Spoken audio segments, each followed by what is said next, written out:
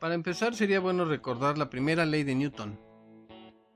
Todo cuerpo continúa en estado de reposo o movimiento rectilíneo uniforme a menos que sea modificado por una acción externa.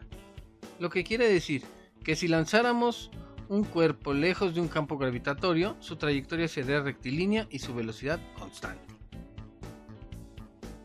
Pero si lo lanzáramos cerca de un campo gravitatorio, su trayectoria sería curva. La velocidad es una magnitud vectorial, por lo que puede descomponerse en un vector componente en el eje X y otro en el eje Y. También podemos considerar que v es la suma vectorial de Bx con By. Al moverse en su trayectoria curva, la aceleración en X se mantiene constante, pero en Y va aumentando porque acelera debido al campo gravitacional. La velocidad en X es independiente de la velocidad en Y, como lo ejemplifica esta escena.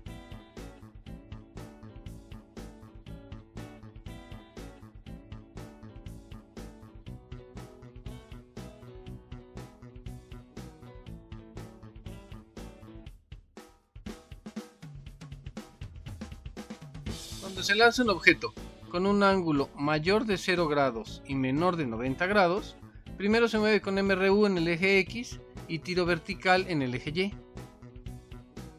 Al lanzarlo, la velocidad en X es constante, pero la de Y desacelera, 9.8 metros sobre segundo al cuadrado, hasta alcanzar su altura máxima. A partir de ahí, comienza una caída libre en Y, acelerando 9.8 metros sobre segundo al cuadrado, mientras que en X sigue siendo MRU.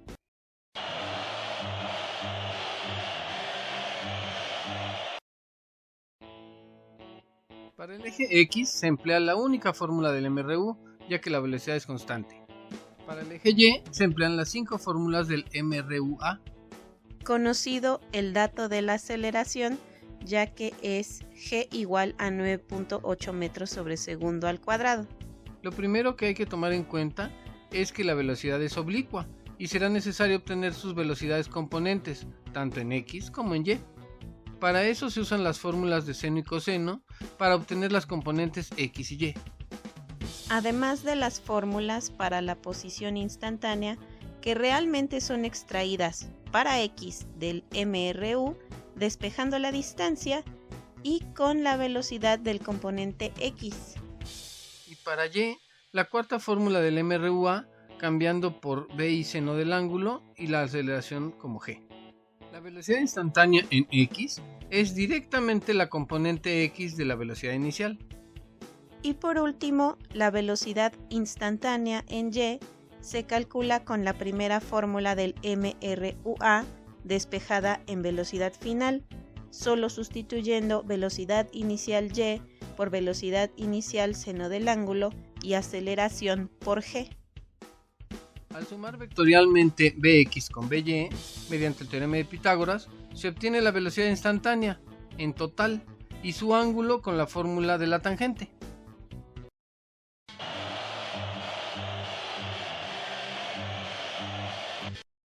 Se dispara una bala de cañón con una velocidad inicial de 100 metros sobre segundo con un ángulo de 50 grados por encima de la horizontal. Encuentra, inciso A, la posición XY a los 10 segundos de haber sido lanzada. Inciso B, la velocidad instantánea a los 10 segundos. Inciso C, el tiempo que tarda en alcanzar su altura máxima. Inciso D, el tiempo que tarda en alcanzar la horizontal otra vez.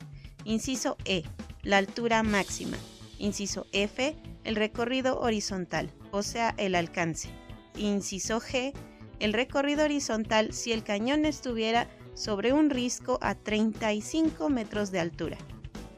Los datos del problema son los de cada inciso y un dato general para todos que es la velocidad inicial como vector, o sea, con magnitud y sentido. Lo primero que debe hacerse es descomponer esa velocidad horizontal y verticalmente. Velocidad inicial en X resulta 64.28 metros por segundo y la velocidad inicial en Y resulta 76.60 metros por segundo.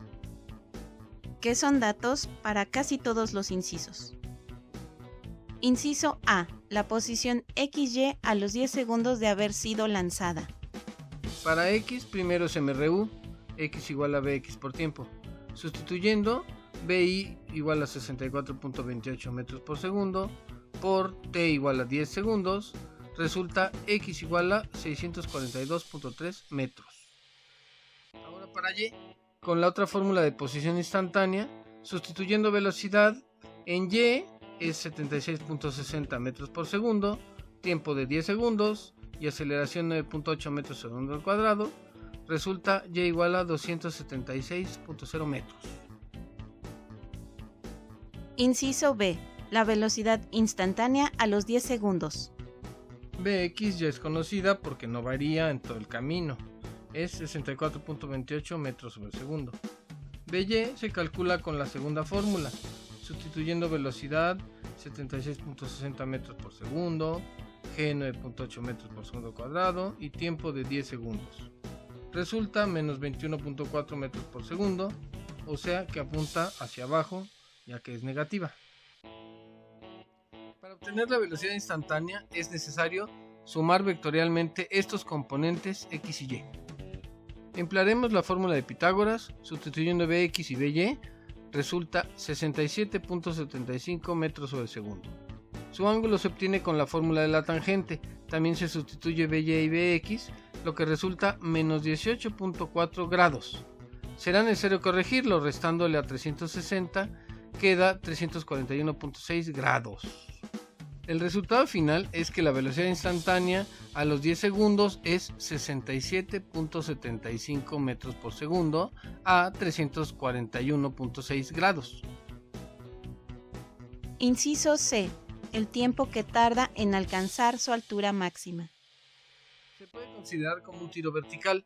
El tiempo que tarda en subir, solo en Y, fórmula 1 del MRUA, sustituyendo velocidad final igual a 0, velocidad inicial igual a 76.6 metros por segundo y G igual a menos 9.8 metros sobre segundo cuadrado, resulta 7.8 segundos.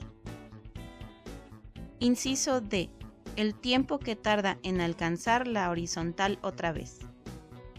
También se conoce como tiempo de vuelo y sería el tiempo que tarda en subir más el que tarda en bajar, pero como son iguales, solo duplicarlo es suficiente. Sería 15.6 segundos. Inciso E. La altura máxima.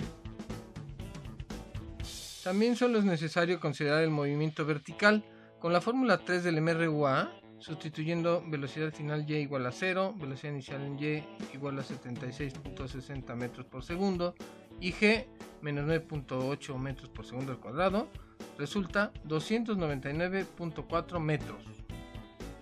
Inciso F. El recorrido horizontal o alcance.